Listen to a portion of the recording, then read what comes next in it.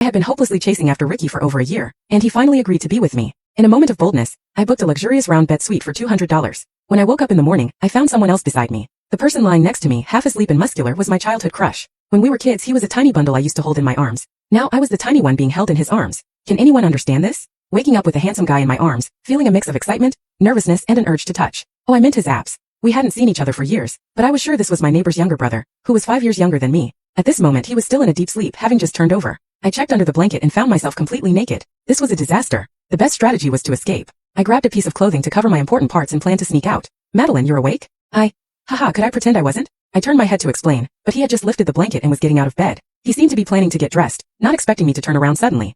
He was slightly stunned and quickly pulled the blanket to cover himself. Too late, I had already seen everything. His broad chest and his lower body. Do young men get this excited in the morning? I quickly turned my head, afraid he would see my embarrassed expression. Unexpectedly, Kevin's face was even redder than mine, his ears looking like they were about to bleed. Sis, your clothes fell off, he pointed out. In my excitement, the clothes had fallen to the floor, and I had been standing naked in front of him for quite a while. Embarrassed, I rushed into the bathroom. Kevin's family ran a foreign trade business. When Alexandra was pregnant with Kevin, the business was just starting. She went back to work 100 days after giving birth. My mom had health issues and had been trying for a second child without success. Seeing Kevin was like seeing her own son, so Kevin spent most of his time at our house. Honestly, I had even changed his diapers. Help.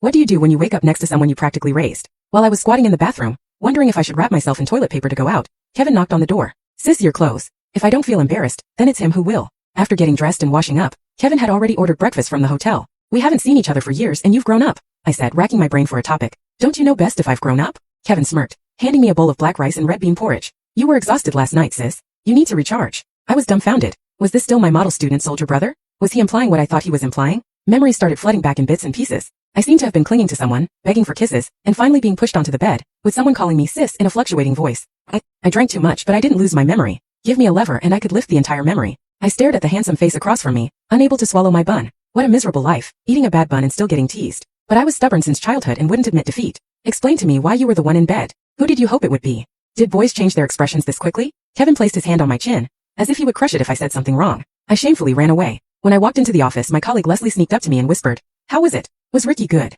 Why is she talking so dirty in broad daylight?" My mind automatically switched to the scene I saw in the morning, and my face turned red. Didn't you go to the hotel together yesterday? Leslie persisted. Damn, the whole office knew I had booked a hotel room, and the supposed male lead of last night, Ricky, looked completely drained. After the meeting in rounds, I cornered Ricky. Tell me what happened last night. Ricky scratched his head, trying to remember. I drank too much. Then it seemed like someone took you away. I woke up lying on the floor of the room. It was a confusing mess. I pulled out my bank card number. Pay me back for the room. Damn it, he slept in my big round bed and I ended up with the wrong guy. I couldn't take this loss and I wouldn't pay for it. How about we go again tonight? Ricky suddenly suggested. I looked Ricky up and down. Shaking my head, I sighed inwardly. There's no comparison.